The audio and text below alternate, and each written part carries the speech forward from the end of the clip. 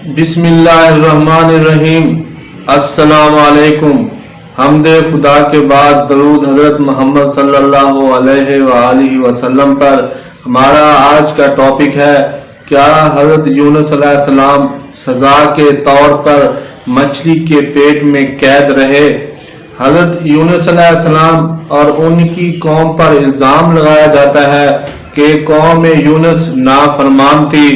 تب حضرت یونس علیہ السلام نے ان کے لیے عذاب کی بد دعا کی تھی اور خود اللہ تعالیٰ کا حکم آنے سے پہلے ہی بستی سے باہر چلے گئے تھے۔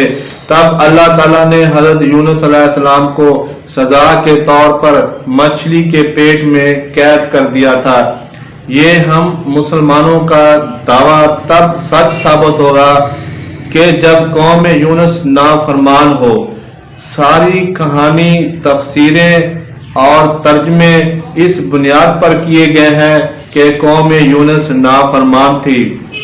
اللہ تعالیٰ نے ہم مسلمانوں کے اس دعوے کو 100% رد کر دیا ہے، بلکہ قوم یونس دنیا کی واحد قوم یا بستی تھی جو اپنے نبی کے دعوت پر فوراً ایمان لے آئی تھی۔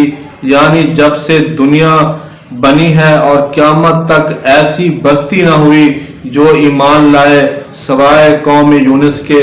اس لیے سورۃ یونس میں اللہ تعالیٰ نے فرمایا، تو ایسی بستی نہ ہوئی کہ ایمان لاتی اور اس کا ایمان اس کو نفع دیتا سوائے قوم یونس۔ جب ایمان لائے ہم نے ان سب سے رسوائی کا عذاب دنیا کی زندگی میں ہٹا دیا اور ایک وقت تک انہیں برتنے دیا۔ سورۃ صافات میں فرمایا، اور ہم نے اسے 1,00,000 آدمیوں کی طرف بھیجا بلکہ زیادہ، تو وہ سب ایمان لے آئے تو ہم نے انہیں ایک وقت تک برتنے دیا۔ ان دونوں آیتوں سے واضح ہے کہ قوم یونس دنیا کی واحد قوم تھی جو فوراً ایمان لائی تھی اور اپنے وقت تک انعام یافتہ ہوئی۔ قرآن مجید میں جتنی بھی آیات حضرت یونس علیہ السلام کے متعلق ہیں، ان سب آیات میں نہ اللہ تعالیٰ نے اور نہ حضرت یونس علیہ السلام نے اپنی قوم کو ایک ذرا بھی الزام لگایا ہو کہ وہ نافرمان تھے، بلکہ خود حضرت یونس علیہ السلام خود کو ملامت یعنی الزام یافتہ سمجھتے تھے، جیسا کہ سورۃ صافات میں ہے، اور وہ اپنے آپ کو ملامت کرتا تھا۔ مطلب یہ ہے کہ جس بنیاد پر کہانی یا تفسیریں اور ترجمے کیے گئے تھے وہ غلط ثابت ہو گئی کہ قوم یونس نافرمان تھی۔ لیکن آخر وہ کیا غلطی یا بھول تھی جس پر حضرت یونس علیہ السلام خود کو ذمہ دار قرار دیتے تھے؟ تو وہ غلطی یا بھول یہ تھی کہ انہوں نے قدر یعنی پیشوں کے نظام کو اپنی بستی یا قوم میں نافذ العمل نہ کرنے کی بھول کی تھی، جس کا ذکر اللہ تعالیٰ نے سورۃ انبیاء میں کیا ہے۔ اور ذوالنون یعنی یونس کو یاد کرو، جب مغاظبہ یعنی غربت میں مبتلا ہو گئے تو بس اس نے گمان کیا کہ اس پر قدر یعنی پیشوں کا اطلاق نہ ہوگا، تو اندھیروں میں پکارا، کوئی معبود نہیں سوائے تیرے، پاکی ہے تجھ کو، بے شک مجھ سے ظلم ہوا۔ حضرت یونس علیہ السلام سے قدر یعنی پیشوں کو اپنی بستی میں نافذ نہ کرنے کی بھول ہو گئی تھی۔ قدر یا پیشے اللہ تعالیٰ کا وہ نظام ہے جس سے پوری دنیا کے انسانوں کو رزق فراہم کیا جاتا ہے۔ دیکھیں، اللہ تعالیٰ کسی کو بغیر حساب یا وسیع رزق دیتا ہے، جیسا کہ سورۃ بقرہ میں فرمایا، اور اللہ جسے چاہے بغیر حساب کے رزق دے۔ سورۃ بنی اسرائیل میں فرمایا، بے شک تمہارا رب جسے چاہے وسیع رزق دے اور کسی کو قدر یعنی پیشوں سے دے۔ یہ بغیر حساب والا رزق وہ ہوتا ہے جو والدین کی وفات کے بغیر محنت سے اس کی اولاد کو وراثت میں حاصل ہوتا ہے۔ لیکن یہ وراثت میں ملنے والا رزق بھی وارثوں کے والدین نے کسی پیشے کو اختیار کر کے حاصل کیا ہوتا ہے۔ اگر رزق کا انحصار صرف وراثت پر ہوتا تو لوگ کام کاج چھوڑ کر فساد پھیلانے لگ جاتے۔ اس لیے اللہ تعالیٰ نے قدر یعنی پیشوں سے رزق دیتا ہے، جیسا کہ سورۃ شعراء میں فرمایا۔ اور اگر اللہ اپنے سب بندوں کا رزق وسیع کر دیتا تو ضرور زمین میں فساد پھیلاتے، لیکن وہ قدر یعنی پیشوں سے دیتا ہے جتنا چاہے، بے شک وہ اپنے بندوں سے خبردار ہے۔ قدر یعنی پیشے ہی وہ اللہ تعالیٰ کا نظام ہے جس سے دنیا کے تمام انسانوں کو رزق دیا جاتا ہے۔ اس لیے اللہ تعالیٰ نے مزید وضاحت کے ساتھ فرمایا کہ اگر اللہ کے خزانے حاصل کرنے ہیں تو پیشوں کے علوم سے حاصل کرو، جیسا کہ سورۃ الحجر میں فرمایا۔ اور کوئی چیز نہیں جس کے ہمارے پاس خزانے نہ ہوں، اور ہم نہیں نازل کرتے یعنی دیتے سوائے قدر معلوم یعنی پیشوں کے علوم کے ذریعے۔ حضرت یونس علیہ السلام قدر معلوم یعنی پیشوں کو اپنی قوم میں رواج نہ دے سکے۔ حضرت یونس علیہ السلام سے متعلق جتنی بھی آیات ہیں ان کو پڑھ کر ایسا محسوس ہوتا ہے کہ حضرت یونس علیہ السلام کی قوم کسی دریا کے کنارے آباد تھی اور وہ سب مچھلیوں کے کاروبار پر زیادہ انحصار کرتے تھے۔ حضرت یونس علیہ السلام اور ان کی قوم کو بھوت یعنی دھوکہ یا بھول ہو گئی تھی کہ وہ صرف مچھلیوں کے کاروبار ہی کو سلجھاتے رہتے تھے، اور صرف مچھلیوں کے کاروبار میں ہی حصے یا روزیاں تقسیم ہوتی تھیں، اور ایک ہی کام کی وجہ سے غربت عام ہو گئی تھی۔ اس لیے سورۃ صافات میں فرمایا، اور بے شک یونس رسولوں میں سے تھے، جب بھری کشتیوں کے معاملے میں تشدد کو اپنایا تو فصاحم یعنی حصے تقسیم کیے اور کمزور اور ناتواں ہو گیا تو اسے ہود یعنی بھول یا دھوکہ لگ گیا، اور وہ اپنے آپ کو ملامت کرتا تھا۔ جب سارے ایک ہی کام میں لگ جائیں تو ظاہر ہے غربت پیدا ہو جاتی ہے، اور غربت سے شجرۃ الیقطین یعنی مسلسل پھیلنے یا بڑھنے والے جھگڑے شروع ہو جاتے ہیں، جیسا کہ اللہ تعالیٰ نے فرمایا۔ پھر ہم نے اسے ارا یعنی متاجی غربت میں پھینک دیا اور وہ سخت بیزار تھا، اور ہم نے شجرۃ الیقطین یعنی مسلسل بڑھنے والے جھگڑے پیدا کر دیے۔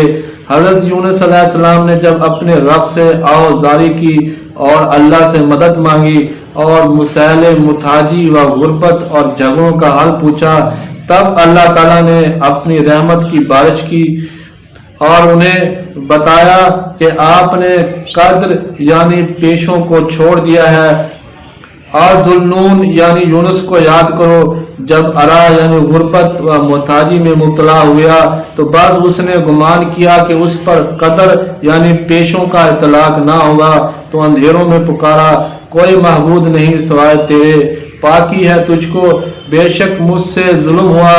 تو ہم نے اس کی پکار سن لی اور اسے غم سے نجات دی، کیونکہ حضرت یونس علیہ السلام اللہ تعالیٰ کی تسبیح یعنی قوانین اختیار کرنے والے تھے، اس لیے انہوں نے قدر کے قوانین اختیار کر لیا، ورنہ وہ ہمیشہ ہود یعنی بھول میں رہتے اور مچھلیوں کا کاروبار ہی کرتے رہتے، جیسا کہ سورہ صافات میں فرمایا۔ تو اسے ہود یعنی بھول نے نگل لیا، وہ اپنے آپ کو ملامت کرتا تھا۔ تو اگر وہ تسبیح یعنی قوانین اختیار کرنے والا نہ ہوتا تو ضرور قیامت تک ہود یعنی بھول کے پیٹ یعنی شبے میں رہتا۔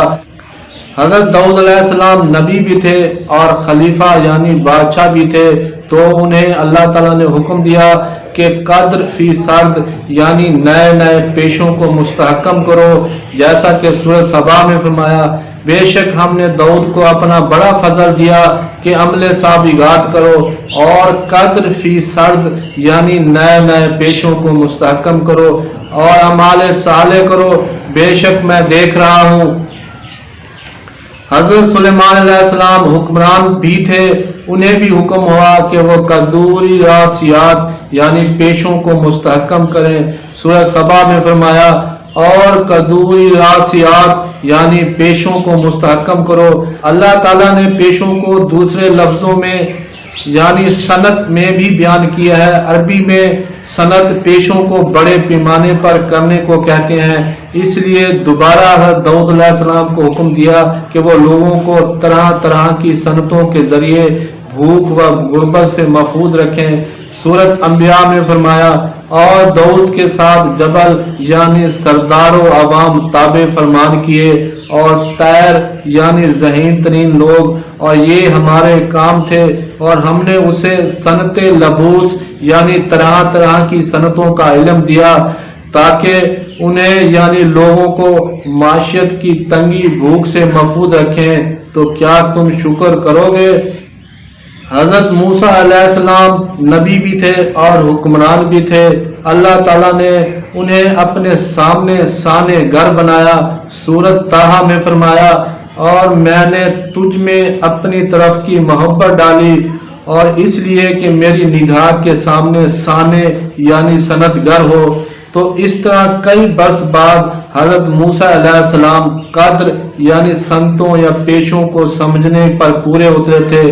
सूरत ताहा में फरमाया, तो तू कई बरस अहले मदीन में रहा, फिर तू कद्र यानी पेशों पर पूरा उतरा ए मूसा।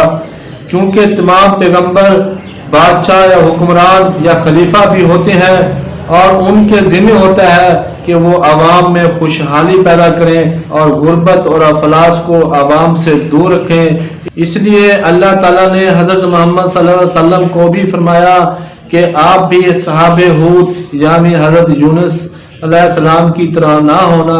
सूरत कलम में फरमाया, तो तुम मोहम्मद अपने रब के हुक्म के लिए सब्र यानी जद्दोजहद करो, और साहबे हूद यानी भूल जाने वाले साहब की तरह होना जब उस हाल में पुकारा कि वो बेचैन व करार थे। अगर उसके रब की नेमतें यानी माशी खुशहाली उसकी खबर को ना पहुंच जाती तो वो अरा यानी गुर्बत व मोहताजी में रहता, इल्जाम दिया हुआ। इसलिए याद रखें, हजरत यूनुस अलैहिस्सलाम की कौम इंतहाई फर्माबरदार और फौरन ईमान लाने वाली दुनिया की वहद कौम थी और मुजरिम कौम ना थी। बस सिर्फ हजरत यूनुस अलैहिस्सलाम और कौम से तमाम पेशों को इख्तियार करने के बजाय सिर्फ मछलियों के चंद एक पेशियों को इख्तियार करने की भूल हुई थी। जब हजरत यूनुस अलैहिस्सलाम ने कद्र यानी पेशों के कानून को इख्तियार किया तो माशी खुशहाली अल्लाह की तरफ से पहुंच गई और गुर्बत और बढ़ते हुए झगड़े सब खत्म हो गए थे। मैंने अरब की लुगातों के जरिए पूरी कोशिश की है कि असल हक़ाइक़ आपके सामने रख दिए हैं। बराए मेहरबानी हमारे चैनल तश्कील जदीद टीवी को यूट्यूब पर सब्सक्राइब करें, वीडियो को लाइक करें, कमेंट करें। तमाम तारीफ़ें अल्लाह ताला के लिए हैं। शुक्रिया। खुदा हाफ़िज़।